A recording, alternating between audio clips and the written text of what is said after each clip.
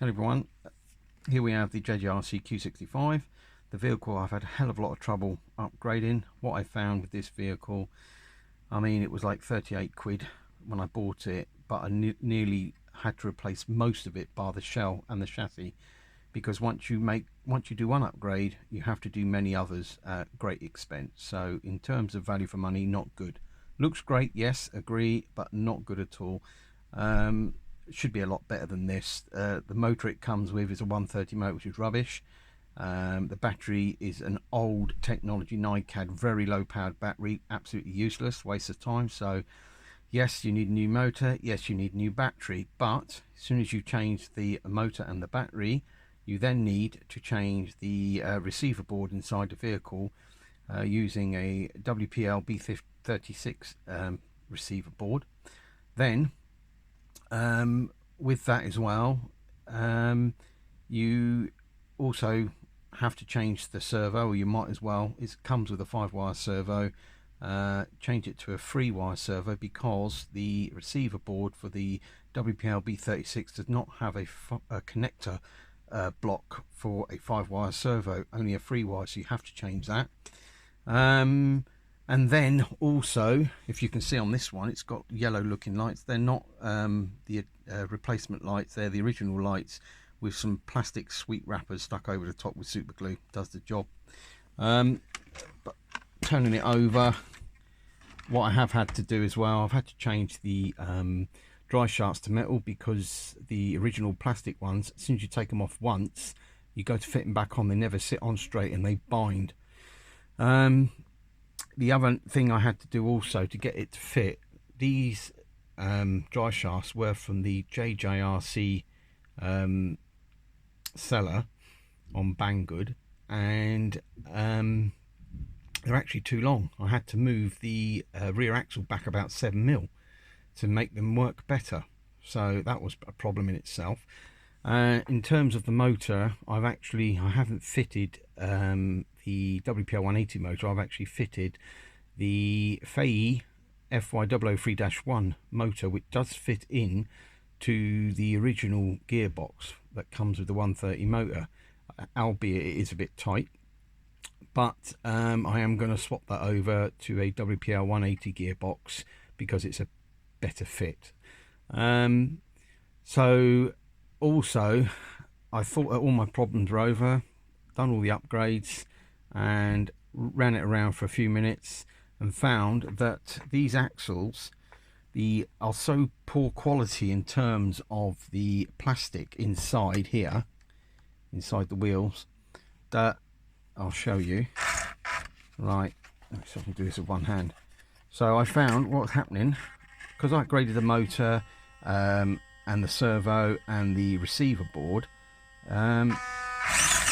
that wobble, what actually happens is inside, what's happening is that inside here, the plastic, whatever it is inside, I can't remember what you actually call it, pops out of the housing now. So useless, absolutely useless. The plastic's just too soft.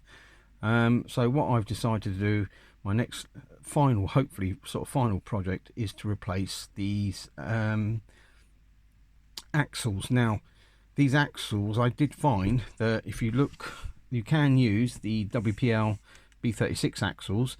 They're identical in length, and the only difference is they're actually smaller in this area, this part of it, the gearbox housing side of it, and they're smaller, but they're identical in terms of fitting. So you can use the WPL B36 axles, and also the ones I'm using are these ones. They actually say they're for the WPL B14, B24, C14, C24 and Fayee 001 and 002. They're the ones I bought, and they come with the metal gears.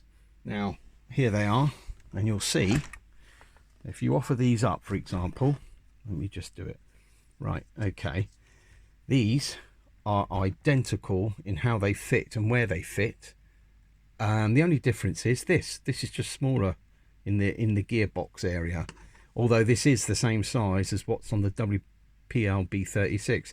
I think what actually happens is all these components are made by one factory and then they distribute to various manufacturers. So they're all using virtually the same parts. And here's this one now.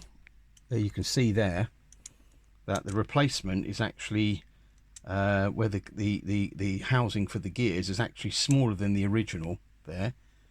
Okay, but it fits. And what's better about these, they're stronger. The plastic inside here is stronger, better, and it's better designed in the way it's been made.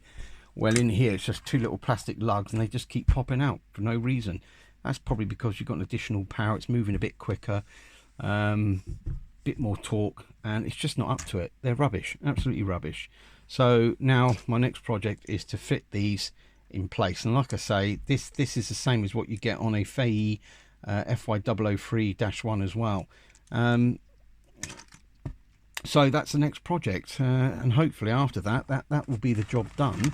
But one other little thing I want to do, as you can see, what I've also done is I've put plastic in here. I've also, that was of a plastic lid from a plastic bottle, recycle and what have you, and here put plastic in here.